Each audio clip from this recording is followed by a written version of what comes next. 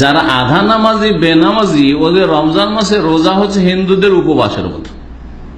হিন্দুরা উপবাস করে, হিন্দুরা ওদের রোজাকে কি বলে? উপবাস বলে। তো বেনামাজিদের রোজা রাখা হচ্ছে হিন্দুদের উপবাসের সমান। কারণ যে নামাজ পড়ে না সে তার ইমানকে ভঙ্গ করে। কুফরের অবস্থা, কুফরের অবস্থা কোনো আমল কবুল হয় না।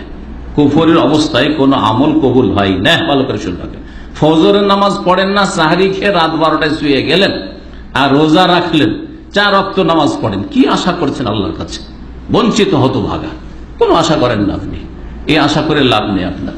ইসলামকে বুঝুন আর বুঝে পালন করুন।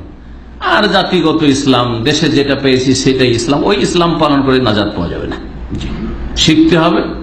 ইসলাম হচ্ছে জ্ঞানের দিন, দিনুল ইলম, জ্ঞান অর্জন করার দিন, ইলমের দিন, আর আমলের দিন, আর অনুসরণ ফলো করার দিন। ফলো করতে হবে ওহি, ফলো করতে হবে কোরআন এবং সুন্নাহ। আপনার বাপ দাদাকে ফলো করলে হবে না। আমার বাপও আধা নামাজি ছিল, আমি ওই রকম আধা নামাজি। আমার বাপ দাদা দেখি ওই রকম অনেকে চাচা আছে, ও ফজর পড়ে না তো আমিও পড়ি না। আমার বড় ভাই ফজর পড়েন, আমিও পড়ি না। ও রোজা রাখে, আমিও রাখি। এইরকম ধর্মকর্ম করে জান্নাত পাওয়া যাবে না। জ্ঞান হাসিল করতে হবে, ওহির জ্ঞান, কোরআন এবং হাদিসের, এবং তা ফলো করতে হবে। ইত্তাবে মা ইউহা ইলাইকা, যা ওহী করা হচ্ছে তা ফলো করতে, অনুসরণ করতে হবে। আমরা কোরআন এবং হাদিস অনুসরণ করতে হবে, ইলম হাসিল করতে হবে এবং সেই অনুযায়ী জীবন গড়তে হবে, ইসলাম পালন করতে। সেটা হচ্ছে ইসলাম।